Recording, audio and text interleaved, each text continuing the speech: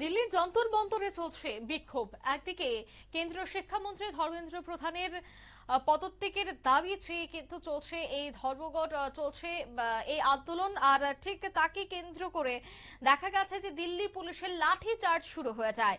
লাঠি চার্জের তীব্র প্রতিবাদ জানায় আমরা বাঙালি রাজ্য কমিটি। অবিলম্বে কেন্দ্রীয় শিক্ষামন্ত্রীর পদত্যাগের এবার দাবি চাইলেন রাজ্যের আমরা বাঙালি রাজ্য কমিটির সভাপতি। কি বলছেন শোনাবো।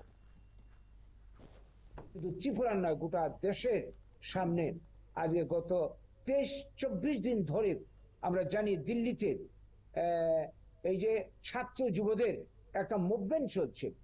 এই যে মুভমেন্টটা, এই যে নিট পরীক্ষা, ডাক্তারি পরীক্ষা, প্রবেশিকা পরীক্ষা প্রশ্নপত্র লিক বা প্রশ্নপত্র লিককে কেন্দ্র করে যে দুর্নীতি হয়েছে, যার কারণে লক্ষ লক্ষ এই দেশের মেধাবী ছাত্রছাত্রী ডাক্তার, যারা আগামী দিনে ভবিষ্যৎ ডাক্তার হবে, তাদের এই পরীক্ষার প্রশ্ন আউট হওয়াতে, এই পরীক্ষার এই দুর্নীতিকে কেন্দ্র করে, এই প্রশ্ন আউটকে কেন্দ্র করে এর মধ্যেই অনেকে হতাশাগ্রস্ত হয়ে অনেক মেধাবী ছাত্রছাত্রী ইতিমধ্যে প্রাণ বিসর্জন করেছে, কেউ সুসাইড করেছে, কেউ বিভিন্নভাবে মারা গেছে।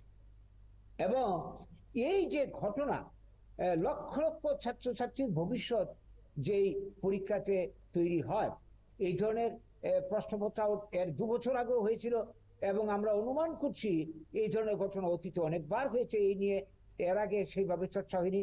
এবং শুধু নিট পরীক্ষার কেলেঙ্কারি যে তা নয়, আরো যত ধরনের প্রবেশিকা পরীক্ষা আছে এবং বিভিন্ন কি বলবো ইউপিএসসি পরীক্ষা থেকে শুরু করে রাজ্য লেভেলে যত ধরনের চাকরির পরীক্ষা আছে, এই সমস্ত পরীক্ষা সঙ্গে এটা প্রমাণ হয়েছে একটা দুর্নীতি।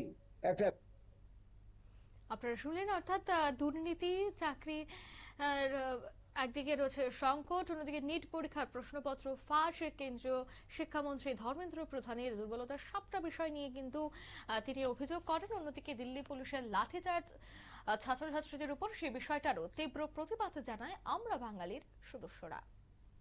এই মুহূর্তের সংবাদ এ পর্যন্তই। আমাদের পরবর্তী নিউজ এবং আপডেট দেখার জন্য অবশ্যই চোখ রাখবেন শুধুমাত্র নিউজ ভ্যানগার্ডের পর্দায়। ধন্যবাদ।